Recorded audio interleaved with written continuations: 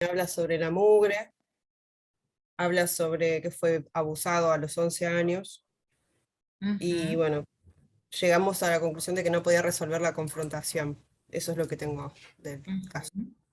Sí, en realidad, em, en realidad no es que no pueda resolverla, sino que hubiese sido necesario, ¿no?, aplicar uno de los recursos que habíamos visto antes, que tiene que ver con la confrontación, como para ver si todas esas contradicciones, esas maneras de poner, digamos, en evidencia su vida, podían llegar a resolverse. O sea, eso nos queda a nosotros como un interrogante, ¿no? Cuando uno tiene un material en el cual hay ciertas limitaciones, siempre nosotros vamos a hacer hipótesis o vamos a tratar de hacer inferencias con esas limitaciones, ¿sí? O sea, no podemos pensar en que hay una franca contradicción, porque en realidad no lo sabemos, no se confrontó, ¿sí? Ahora, la confrontación, que es un recurso que tenemos nosotros técnico, justamente lo que nos va a permitir es ver cómo resuelve el sujeto esa situación, ¿no? O sea, si lo puede resolver y cómo, si puede unir ambas partes, si puede seguir sosteniendo esa diferenciación, si puede, o sea, cómo, qué recursos, qué herramientas, de qué manera va a ir implementando esa posibilidad de captación, ¿no? O sea, eso es lo que importa de la confrontación, que acá no se hizo. Pero, tal cual, Martín, que le habíamos puesto Martín, con 40 años, se presenta de una manera como que nos llamaba la atención, ¿se acuerdan? Por esto de tener, él dice 4 apellidos, o sea, como algo que realmente nos llama mucho la atención como manera de presentación, ¿sí? Porque uno puede decir me llamo de determinada manera y después empezar a contar, pero él de alguna manera se presenta ya con esa, digamos, variedad de apellidos, ¿sí? Y al final de la entrevista habíamos dicho que la pregunta que nosotros hacemos es muy importante porque también nos permite la última pregunta, ¿no? Esto de, ¿hay algo de usted o de vos que te interesa saber, Eva? Porque es un poco también ver qué grado de introspección tiene ese sujeto, ¿no? O sea, en este caso, él podría haber dicho, bueno, estoy preocupado porque no me defino con qué apellido, o no estaría pudiendo darme cuenta cuál es el apellido que me identifica más, o alguna otra cuestión. Pero él, fíjense que lo que se pregunta, en realidad, dice, eh, me gustaría saber por qué soy tan inconstante, ¿no? Eso es lo que le interesa saber. Le pregunta el entrevistador, ¿a qué te referís con inconstante? Y él dice, a que me tienen que meter en una carretilla, como decías, Laura, y llevar para que ande. Lo cual no nos quedó a nosotros claro la inconsistencia, porque de hecho decíamos, eso tiene que ver más con una pasividad, ¿no? Con que alguien tiene que cargarlo y llevarlo, trasladarlo. Está lejos de la inconstancia desde esta lectura, pero no sabemos. Entonces, no se le pregunta más, no se le hace más hincapié en esto, y se hace toda la administración que vimos, ¿no? Se le administran los gráficos, se le administra Rorschach, que yo les decía que interesante el Rorschach, pero antes de ir a la devolución, me parece que es importante leerles el desiderativo, ¿sí? Porque vimos los gráficos, vimos la entrevista, y vamos a ver, ¿por qué el desiderativo? Porque el desiderativo es una técnica que en realidad ataca al yo, ¿no? Si usted no fuera persona, o sea, lo saco de su ¿sí? Identidad, lo saco, y le digo, ¿qué animal más le gustaría ser? ¿No? Fíjense que lo estoy poniendo en una situación de lúdica, pero lúdica sabemos nosotros, pero en realidad para el yo es un ataque a su integridad. Entonces, ¿él qué dice? Bueno, que le gustaría ser un perro. Cuando se le pide, si no fueras persona, ¿qué planta más te gustaría ser? Una planta de adorno. Si no fueras persona, bueno, ¿qué cosa te gustaría ser? Perdón. Les dije una planta de adorno. Luego dice, si no fueras persona, ¿qué cosa u objeto más te gustaría ser? Y él dice, cielo. Cielo. Vamos a las negativas. ¿Qué cosa menos le gustaría ser? ¿Qué animal menos? Una víbora. ¿Qué planta menos? Un cactus. ¿Y qué objeto menos? Un inodoro. Repito, perro, una planta de adorno, cielo, víbora, cactus, inodoro. ¿Sí? Bueno, se le empieza a preguntar la justificación. ¿Por qué un inodoro? Por lo que implica que pasen cosas chanchas sobre vos. Dijiste que no te gustaría cactus, ¿por qué? Porque hace mal con las espinas, pincha. ¿Por qué víbora? Porque es venenosa, y en la Biblia es el pecado. ¿Por qué te gustaría ser cielo?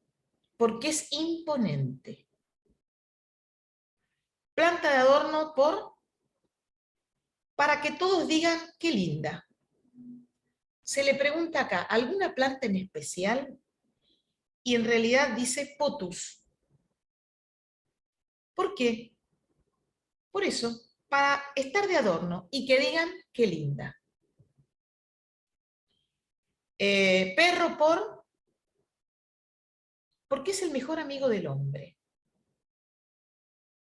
Después de otro hombre, ¿no? De otra persona, va, dice.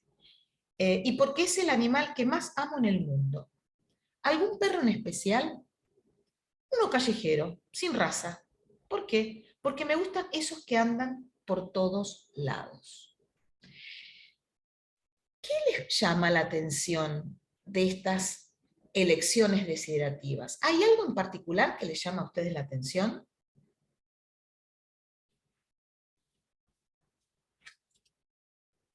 En cuanto a cualidad, en cuanto a racionalidad.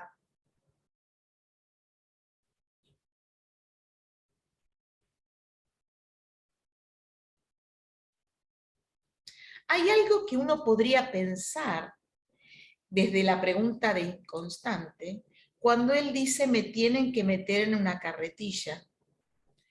Hay, yo les decía, una pasividad, ¿verdad? A ver qué pusieron acá. Lo de la planta de adorno es como que parece algo más encerrado. Y después de cielo, que es algo más igual que el perro callejero. Hay nuevamente una fluctuación entre la pasividad, ¿sí? Y, ¿qué cosa? Y la acción. Pero hay una pasividad importante. Fíjense, planta de adorno.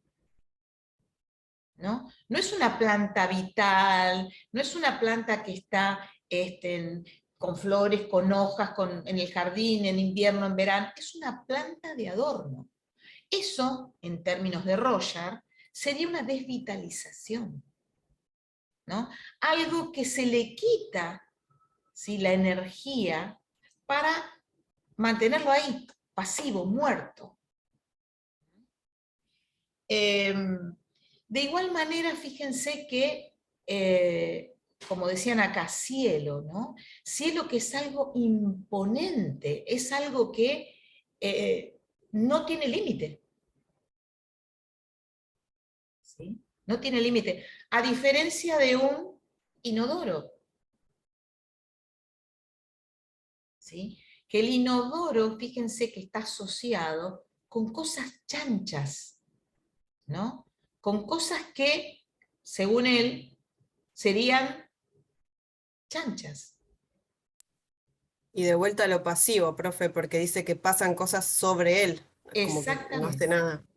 pasan cosas sobre él. Nuevamente, esta pasividad que se ve. Inclusive, hay como una, podríamos pensar hasta ahora como una hipótesis de fachada de acción. Porque el perro callejero, es un perro que puede estar tirado. No necesariamente está corriendo, caminando, andando. Puede estar tirado. ¿Sí? Y fíjense que tampoco puede definir qué tipo de perro. Alto, grande, chiquito, no sé, inquieto, cachorro, adulto, viejo. ¿No? ¿Cuántas imprecisiones? ¿Cuántas imprecisiones inclusive en cuando logra hacer una precisión, es como que es fallida, la víbora, ¿no? Fíjense que de la víbora, ¿qué dice? Que en realidad es venenosa, y no todas las víboras son venenosas. Y está asociada simbólicamente con el pecado, ¿no? El remite a justamente esa significación que aparece en la Biblia del mal, de aquello que no corresponde, de aquello que no se debe, de aquello que está mal. ¿No? Entonces, ¿cómo también acá, si nosotros empezamos a hacer hincapié en esto que observábamos en la entrevista inicial como contradicciones, fluctuaciones, también nos hace pensar en que aparecen en sus elecciones desiderativas. Y esto de no poder justamente como definir, ¿no? La racionalización no está tan sostenida para justificar sus elecciones, ¿no? O sea, está sostenida desde, por supuesto, desde sus pensamientos y desde sus abordajes, ¿no? Yo les decía la vez pasada que me llamaba a leerles la primera respuesta de Roger, porque me parecía que era muy significativa respecto de la elección que hace, ¿no? Y les voy a leer todas las respuestas, pero sin la justificación o sin el interrogatorio, porque el interrogatorio es muy largo. O sea, él se detiene a decir muchas cosas en el interrogatorio. Yo simplemente les voy a leer para que ustedes tengan en cuenta si esto que estamos viendo desde la entrevista, los gráficos, el desiderativo ahora, se sostiene, ¿sí? En la lámina 1 dice una planta con muchas hojas. Luego, en la lámina 2, dice una pintura. Ustedes se van acordando de las láminas, ¿no? Porque si no, no tienen... Bueno. Una pintura. Lámina 3, una pareja de pollitos. La cara de un gato y 2 personas rezando. ¿Sí? Una pareja de pollitos. Lámina 4, un sapo. Lámina 5, un murciélago. Lámina 6, una hoja seca de otoño. Lámina 7, 2 chicas tirándose besos, sosteniendo un cartel que dice I love you. Y lo traduce o te amo. Lámina 8, 2 animales trepando. Lámina 9, otra pintura. No sé, piensa. Y dice, además, el órgano reproductor de la mujer.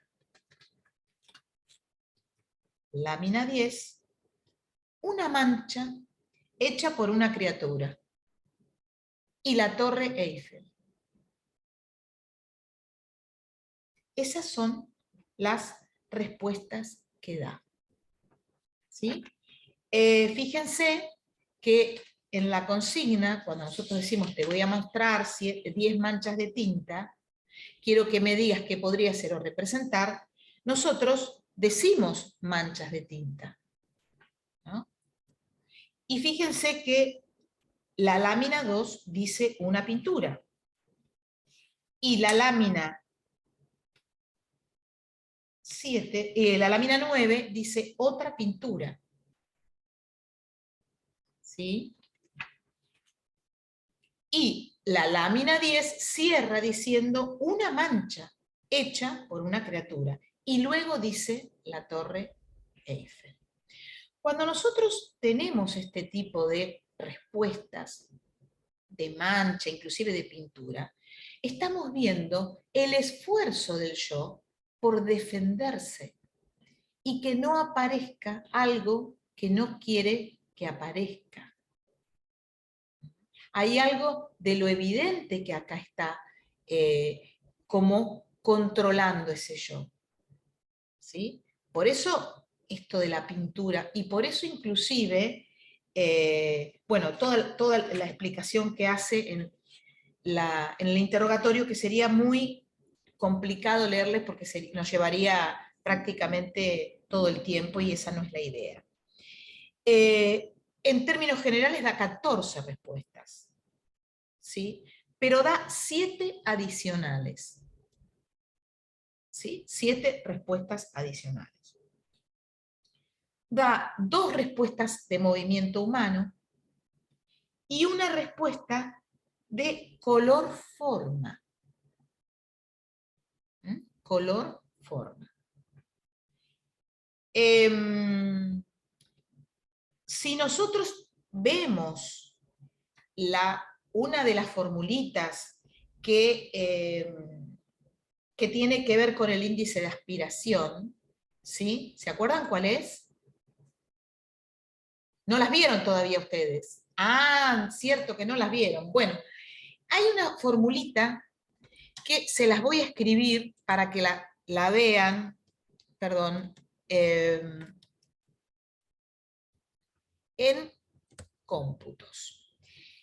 Tiene que ver con globales AM, ¿no? Tiene que ver con las globales, que es la capacidad de poder abordar los pensamientos de justamente qué proyectos, cómo me planifico, qué aspiro, qué ambiciono, qué es lo que persigo como finalidad, estaría englobado en las globales, y los movimientos humanos tienen que ver con qué recursos tengo para eso que aspiro, ¿no?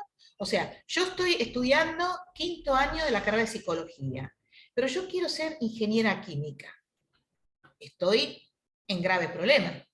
No elegí la carrera correcta, estoy por casi terminar otra carrera, ¿no? Ahora, yo estudio psicología, psicopedagogía y música. Y quiero ser albañil. Hay algo que no se nivela ahí, ¿no? Porque estoy preparándome para una actividad que no tiene nada que ver con mi aspiración. ¿Sí? Entonces, las globales AM es como que ustedes dijeran, bueno, a ver, yo tengo este pedacito de tela y quiero hacerme un saco. ¿Puedo? No, no puedo. Estoy ambicionando algo que nunca voy a poder. Ahora, yo tengo este pedazo de tela y quiero hacerme un pañuelo. Puedo, ¿sí? Puedo hacerlo. Me saldrá medio chico, pero puedo hacerlo.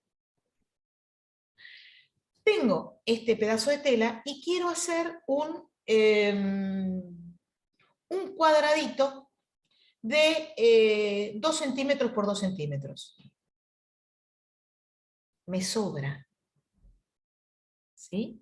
Entonces, lo que vamos a nivelar o vamos a evaluar con esta fórmula es qué recursos tienen el sujeto para las aspiraciones que se propone. ¿Estamos? ¿Y qué encontramos? Y lo esperable, porque si no, no me van a entender, es que las globales, ahí se los puse en el chat, las globales dupliquen a las M's, ¿sí? A los movimientos humanos. Guarda que acá solo entra movimiento humano. ¿Sí? Entonces, estamos diciendo que nuestros proyectos, ambiciones, tienen que duplicar los recursos. O sea, si yo tengo 8 globales, ¿cuántas M's tendría que tener? 4. 4. ¿Sí? Así de simple. Bueno, ¿qué pasa con Martín? Martín tiene, lo voy a poner para que me entiendan, 9 globales y 2 M's. ¿Qué implica esto? Según lo que les Está expliqué. complicado. ¿Qué? Está complicado, tiene muchas globales. Y entonces, Tiene más aspiraciones de las que podría resolver. exactamente. Tiene más aspiraciones que recursos. ¿Sí? Por eso el cielo inmenso. ¿Sí? Por eso el cielo inmenso. Porque tiene más recursos, perdón, más ambiciones que recursos. Entonces, ahí se empiezan a filtrar estas cuestiones. 4 apellidos. ¿Sí? Una hoja con, ¿cómo era la quiero leer textual, una planta con muchas hojas. Entonces, acá tenemos claramente una fórmula que nos está dando ya una observación. Nos está dando una observación. Una consulta, profe. ¿Sí? Decime. ¿De la lámina 1 dio solo esa respuesta porque no es que tiene que dar hasta 6 máximo? Sí. 5. 5 tiene que dar. Sí, después se le dijo, pero no da ninguna más. Ninguna más da. Sí, hay que continuar y hay que motivarlo para que pueda dar más de una respuesta en la lámina 1. Acá no se lo motivó. Se lo motivó sí, pero no se insistió. Tómate el tiempo que necesites, en fin. Pero vamos a lo que tenemos. Hay otra fórmula. Vamos a tomar 2 o 3, porque no quiero complicarlos porque ustedes las fórmulas todavía no las han visto, pero al menos para que vayan como empezando a ver la importancia y las hipótesis que sostiene esto, ¿no? Porque cuando yo les digo que el nivel de aspiración tiene que ver con los recursos que tiene el sujeto respecto de sus aspiraciones, eso tiene que ver con la hipótesis interpretativa que sostiene esa fórmula. Eso es lo que necesitamos aprender en Roya. Entonces, hay otra formulita que tiene que ver con lo que se llama el tipo vivencial. Y compara los movimientos humanos con las respuestas de color. Pero cuando hablamos de las respuestas de color, en realidad hablamos de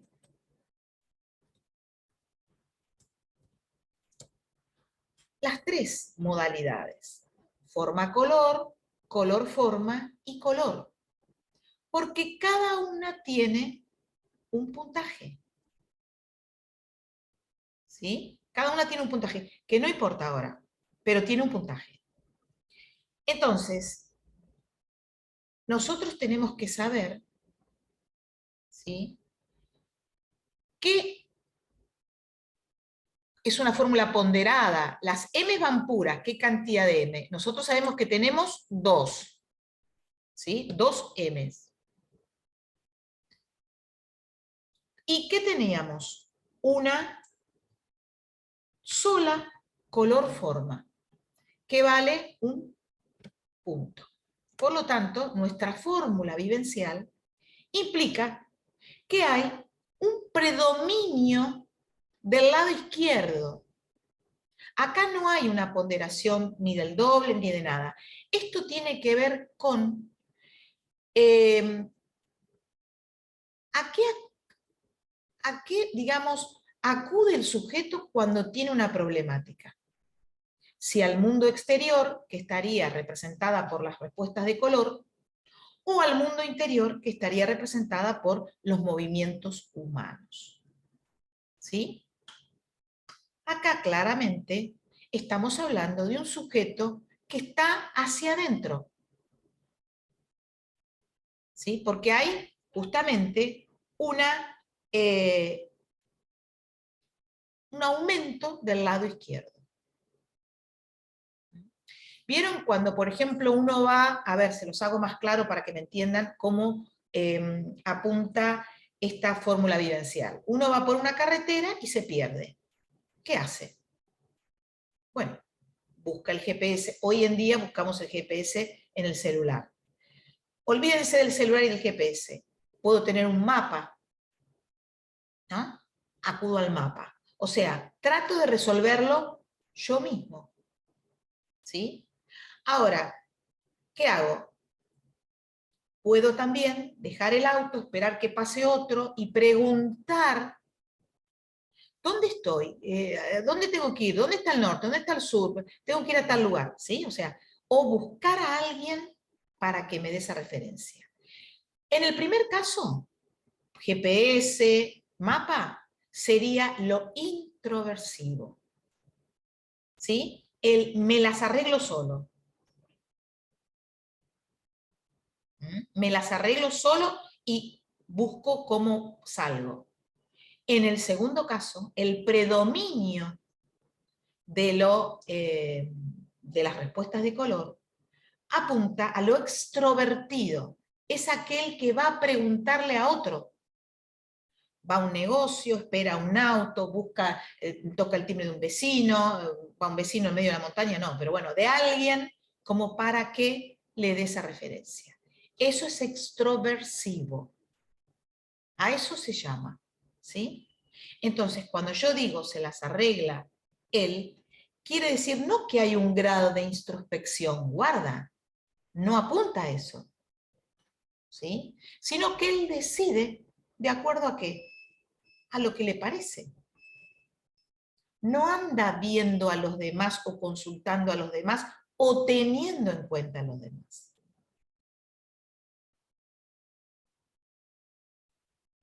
¿Sí? ¿Se acuerdan cómo hablaba de la madre en la entrevista? El lugar que tenía la madre, que por momentos era lo más grande y era intocable, pero al principio había dicho que no quería hacer nada con la madre, no le interesaba la madre. ¿No? O sea, acá claramente esta fórmula lo que apunta es a esto que hace que él tome sus decisiones, haga su vida y todo como a él le parece, sin tener en cuenta a los otros. ¿Sí? Bien, vamos a tomar esas dos fórmulas y vamos a tomar, para saber en 14 respuestas y 7 adicionales, que las adicionales, ¿qué son las adicionales? ¿Qué implica las adicionales? Bueno, esto que espero y cuando tengo cierta confianza, puedo darme a conocer. ¿Qué fue lo que hizo? ¿Cómo empezó la entrevista? ¿Se acuerdan? La entrevista inicial, cuando dice, un poquito, mi vida es larga, fui huérfano de padre a los 4 años, mi vieja tenía 26, me tuvo a mí, se casó, bla, bla, bla. Vos me dijiste que todo lo que hablemos y hagamos acá iba a ser confidencial, ¿no? Confidencial, reitera. Y ahí dice, bueno, entonces te voy a contar algo, que por ahí ya te diste cuenta. Soy gay. ¿Mm? Esto claramente se ve acá. 14 respuestas principales, 7 adicionales. Una vez que tiene una cierta, vamos a decir, no sé si seguridad, pero un contexto en el cual se siente cómodo, puede dar más respuestas. Pero no me refería a eso, sino me refería a las populares, porque aparecen 4 respuestas populares. En la lámina 3, en la lámina 5, en la lámina 7 y en la lámina 8. Aparecen 4 populares, lo cual uno dice, bueno, acá hay algún grado de relación con el lugar donde está, ¿no? Su contexto, su sociedad. Bien. Bueno, tenemos más o menos este panorama de Martín y nos vamos a ir a justamente la entrevista de devolución. ¿Qué pasó en la entrevista de devolución? Yo se las voy a leer textual, para que... A ver. Es muy larga. Textual, como para que ustedes inclusive también vayan viendo los errores por parte del entrevistador. O sea, tenemos acá un doble, una doble actividad, una doble consigna. Tener en cuenta el discurso de Martín, pero a su vez, qué cosas se podrían haber hecho y qué cosas se hicieron mal. Bueno, antes de comenzar, bueno, Martín, hoy es el último encuentro que vamos a tener. No sé si te acordás que la primera vez te había dicho que íbamos a hacer una pequeña devolución sobre lo que trabajemos juntos. Hoy vamos a hacer eso. ¿Recordás que te pregunté si había algo que quisieras saber de vos a partir de todos estos encuentros? Y vos dijiste que querías saber por qué eras inconstante. Sí, sí, me acuerdo. Además estaba esperando este momento. Tengo ganas de que me digas algo. Buen momento para justamente informarle, ¿no? Vamos a construirlo juntos, vamos a ver juntos, pensaste en algo, volver a poner el interés en él. Ahí ya me metí yo, como siempre, tendrían que haberlo dicho ustedes. Bueno, entrevistador, nuevamente. En realidad yo estuve observando un poco todo lo que hicimos juntos y en relación a eso, que vos te preguntaste, encontré algunas cositas un poco contradictorias que tal vez nos puedan ayudar a pensar lo de tu inconstancia. Por ejemplo, mirá, y le muestra el dibujo de la casa. Me llamó la atención que cuando dibujaste la casa, la hiciste con puerta y ventanas abiertas, pero a su vez dijiste que te gustan las casas cerradas y que siempre les haces cerco. Hago una aclaración porque no quiero que les quede la idea. Nosotros no le decimos contradicciones. No ponemos en palabra eso. Yo acá podría haberle dicho, encontré, hice algunas observaciones, estuve mirando esto, me pareció que podíamos pensar juntos en esto, ¿qué te parece? Pero contradicciones es palabra mía y no hago juicios de valor. ¿Sí? Por eso creo que es importante hacer esto. ¡Wow! Dice él, sí, tal cual, qué bueno, tenés razón. Y nunca me di cuenta de eso. Otra contradicción, dice él, es cuando yo te conté que me gustan los hombres, pero sin embargo, digo todo el tiempo que lo más hermoso que hay, que existe, es el sexo femenino. Yo digo que la mujer me parece hermosa, pero sin embargo, interviene el entrevistador y le dice, ¿y vos a qué crees que se puede deber? Porque, contesta él, porque a mí me da todo lo mismo. Eso es. Interviene nuevamente el entrevistador. ¿Tomás decisiones fácilmente o te cuesta hacerlo por eso? Más o menos, porque antes pienso las cosas, mucho, mucho. En relación a esto, me acuerdo que cuando te preguntaste lo de tu inconstancia, dijiste que había que meterte en una carretilla y llevarte para que andes. ¿A qué te referías? Porque yo tomo una decisión o de hacer algo y lo hago. Lo que pasa que después me desinflo y me falta iniciativa. Fíjese qué interesante, porque esto, de alguna manera, tiene que ver con lo que veíamos del desiderativo y tiene que ver con lo que veíamos también de Roger, el tipo vivencial. ¿Crees que sos así para todo o para algunas cosas? No, para todo. ¿Cómo te sentís vos con eso? Bien, me siento. Por ejemplo, a los 22 años tuve un accidente donde perdí la dentadura.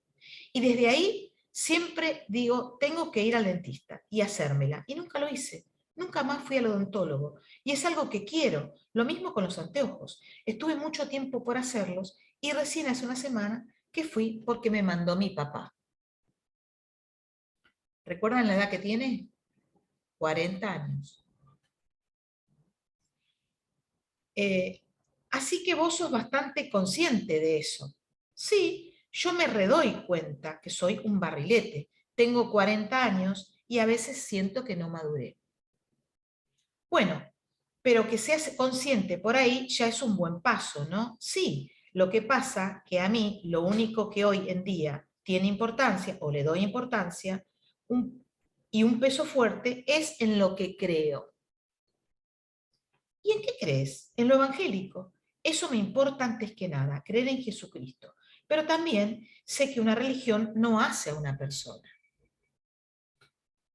Pero tiene un peso fuerte sobre vos. Sí, hoy lo tomo así, porque ya te conté que antes el peso lo tuvo la joda, los hombres. Pero ahora, para no pecar, no voy a la tentación. ¿Y estás conforme con esta elección de ahora? Y sí, yo lo hago porque lo siento así.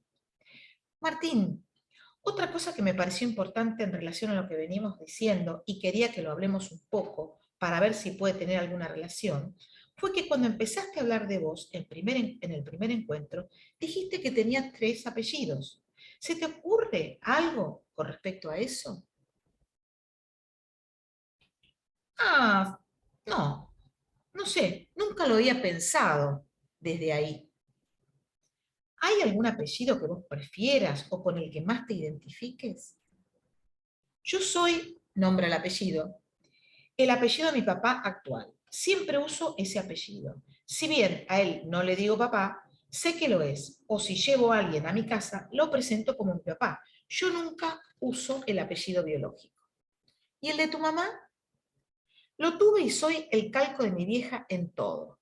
Y cuando me cambiaron el apellido, yo no quería al principio, por celos a él, o porque era chico, me negaba. Pero después, y más que nada, hoy en día lo reacepto por cómo fue con mi mamá y por cómo siempre se portó y me bancó a mí.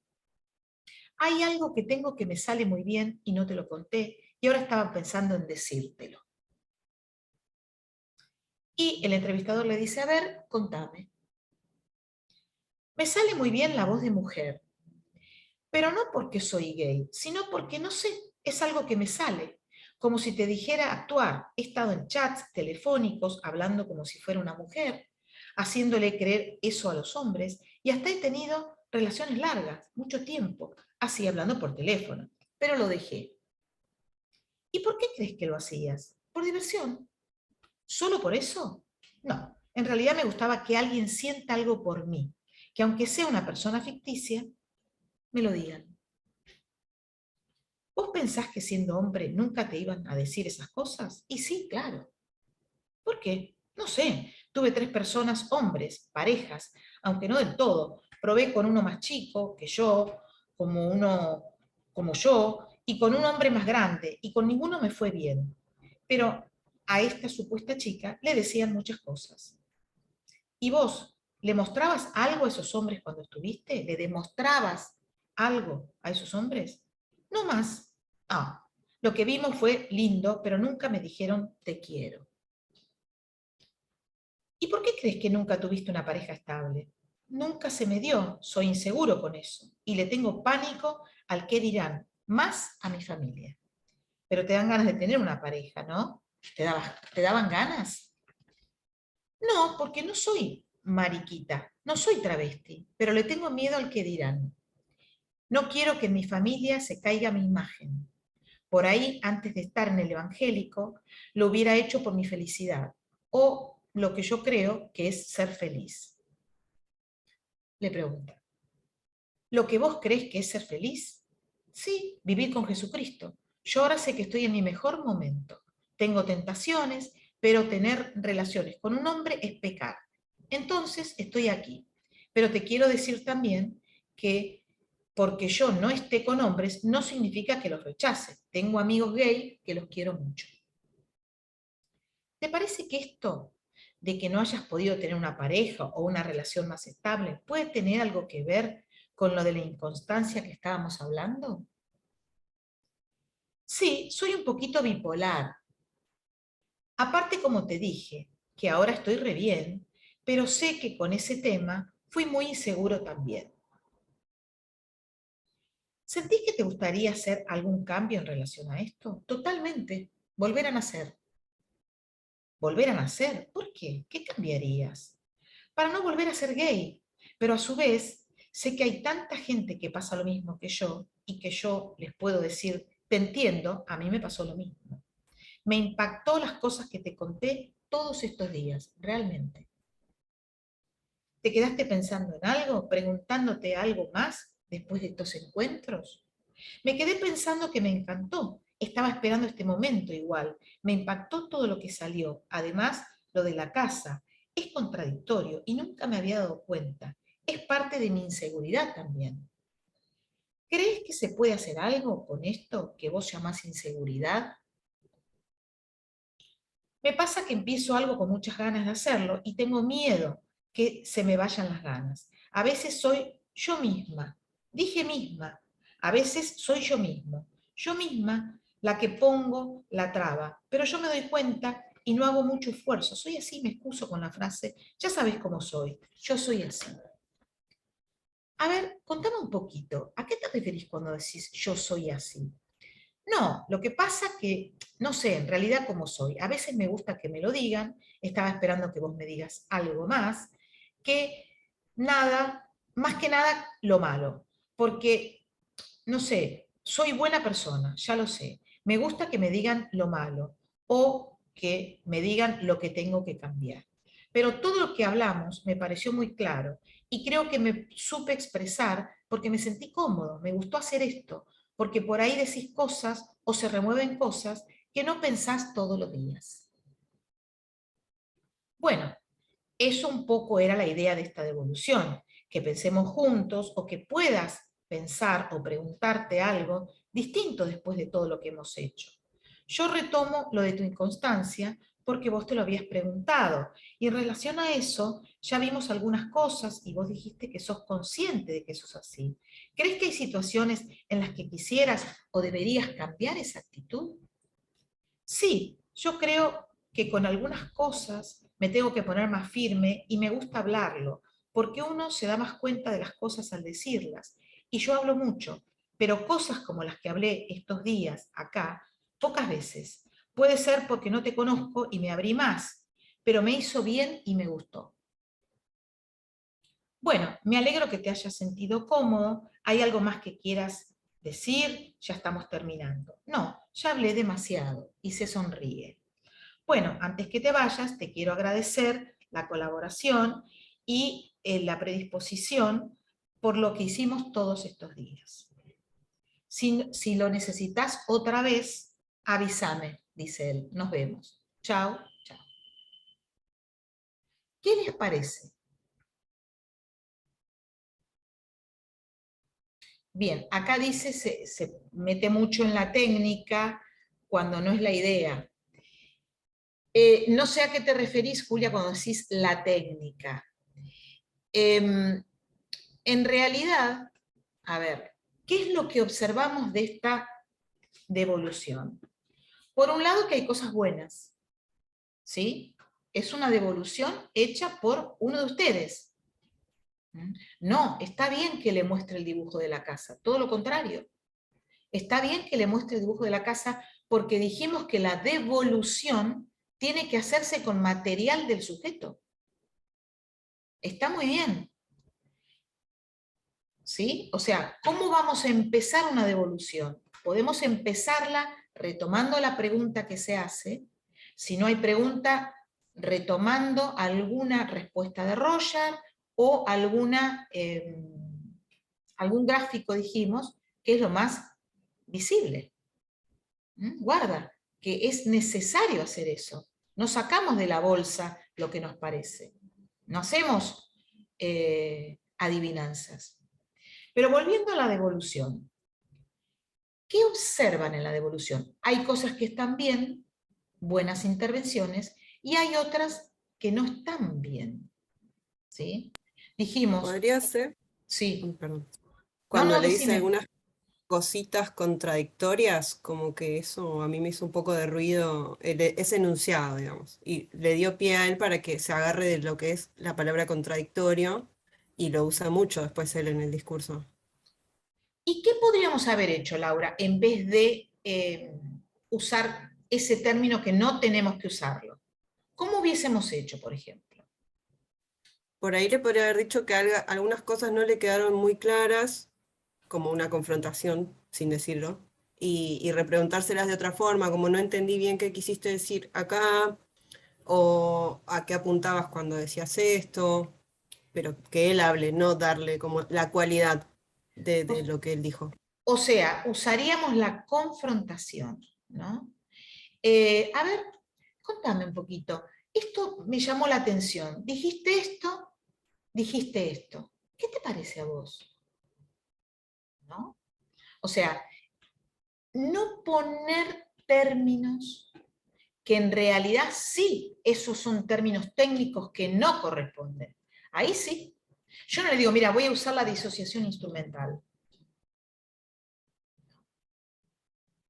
O no le digo, bueno, ahora estoy viendo que estás transfiriéndome el papel de... No, de ninguna manera. Yo lo que trato de hacerle es traducirle. Hago una traducción de qué?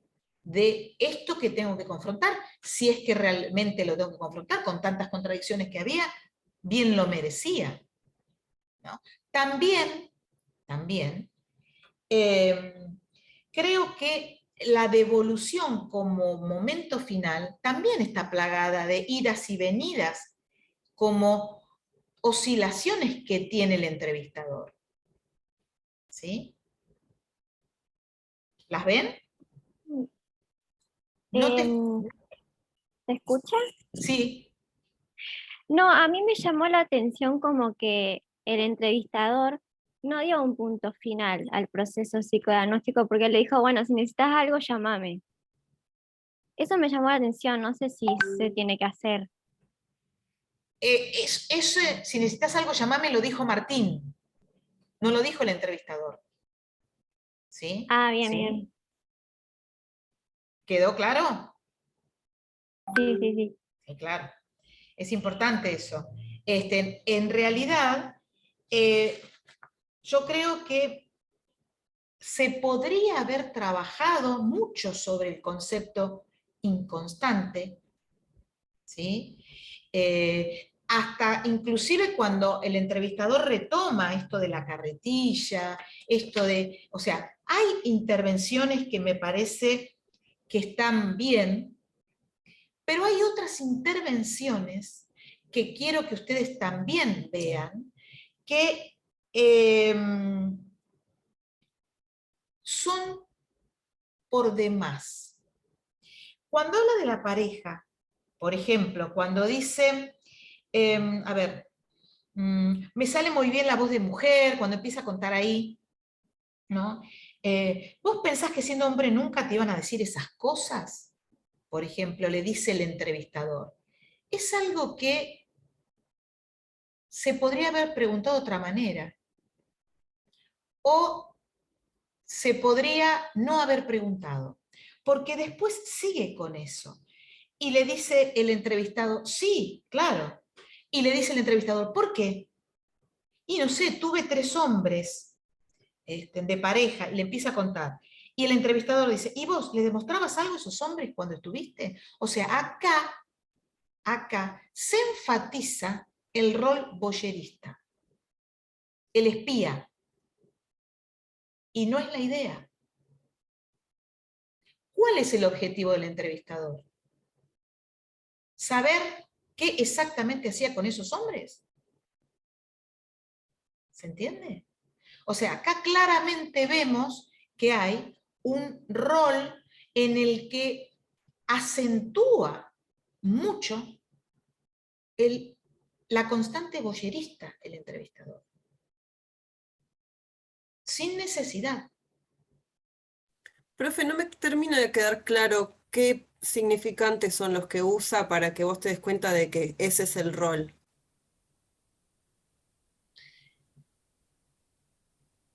A ver, cuando hablamos de dinámicas interpersonales en la situación de test, ¿sí? Schaefer dice claramente que el rol del psicodiagnosticador tiene distintas constantes en función del momento en el que interviene. Cuando da una consigna, él la propone, él es la autoridad, justamente, hay un rol autocrático. ¿Sí? Cuando sale a investigar una determinada información, aspecto, indicador, que justamente empieza a buscar más información, se pone en evidencia la constante del espía, del voyerista, de aquel que va a investigar. ¿Sí? En el momento de dar la devolución, obviamente que así empieza cuando dice, bueno, Martino, es el último encuentro que vamos a tener, no sé si te acordás, que te había dicho que vamos a hacer una pequeña devolución, él le dice, sí, me acuerdo. Además, estaba esperando este momento, tengo ganas de que me digas algo. ¿Qué se enfatiza? El rol oracular. Tengo la magia. Ahí le tendría que haber dicho, bueno, vamos a hacerlo juntos. ¿Qué te parece? Por eso voy a retomar la pregunta que vos te hiciste, porque lo vamos a trabajar juntos. Si yo no hago estas cosas, de retomar esto, voy generando esa fantasía de que tengo la magia para resolver. ¿Sí? Inclusive que se filtra casi al final, cuando dice que él esperaba que le dijeran cosas malas. ¿Sí? Eso no se toma. Fíjense, ¿qué cosas malas hay? Las cosas chanchas del inodoro. ¿Sí? Entonces, cada una de las intervenciones y de los momentos tiene que ver con una determinada constante, que está muy bien que sea porque forma parte del rol, pero cuando la enfatizamos es donde cometemos un error. Yo no necesito saber, y este caso, como bien les dije, es un caso de 15 años atrás, donde la idea de la homosexualidad, ser gay y la elección objetal era muy diferente a la de ahora y la aceptación de ahora. Por eso yo les dije el miércoles pasado que tengamos en cuenta eso, ¿sí? Que tengamos en cuenta. Porque a nosotros no nos interesa la elección objetal, sexual, el género del sujeto. Para nada. Como yo les dije también, y lo vuelvo a reiterar, tampoco nos interesa su partido político. Tampoco nos interesa su cuadro de fútbol. Una cosa es que lo diga al pasar o que plantee que tiene una problemática. Y sí, yo soy no sé, de River y mi familia es toda de Boca y esto me trae problemas y pim, pam, pum. Bueno, es otra cosa. Pero nosotros no vamos a... ¿Y por qué? Como dice acá, ¿no? Como empieza a preguntar y a preguntar de más. No nos interesaba eso. ¿Se entiende ahora? Todo Entonces, eso sería lo voyerista. claro, ahí enfatiza una constante que no corresponde. Porque ya cuando él dice que imitaba o hacía la voz de mujer y demás, él ya le había preguntado. No me acuerdo. ¿Por qué crees que lo hacías? ¿No? Entonces, por diversión, solo por eso. No, en realidad me gustaba que alguien sienta algo por mí, que aunque sea una persona ficticia, me lo digan.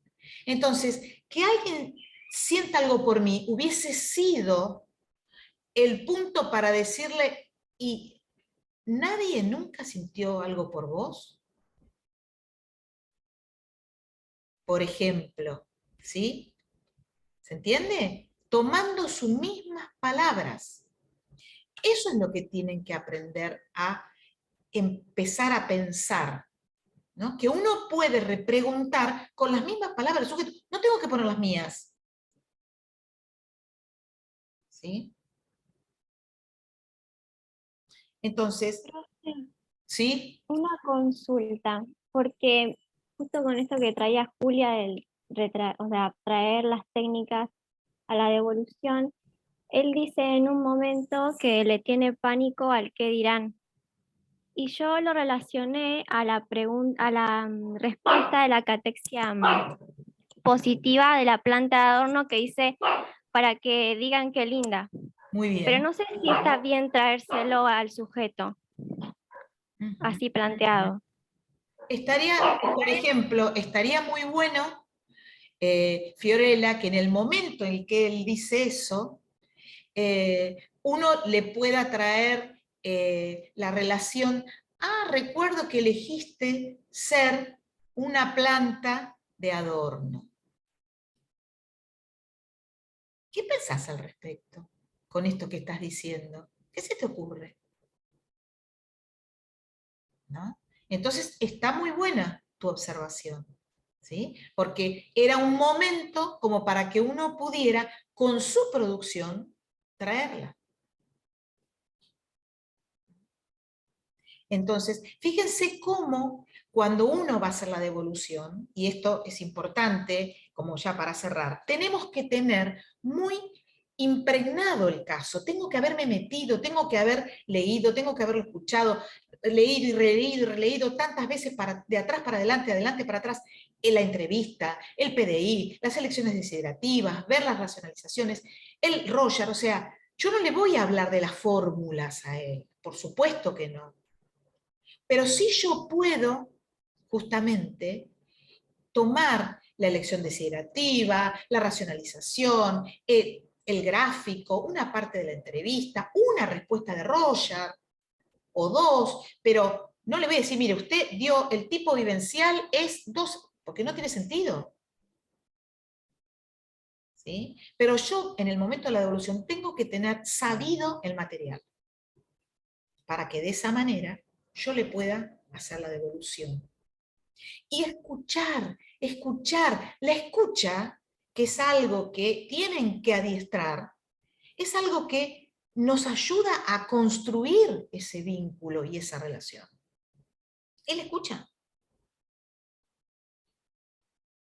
¿Sí?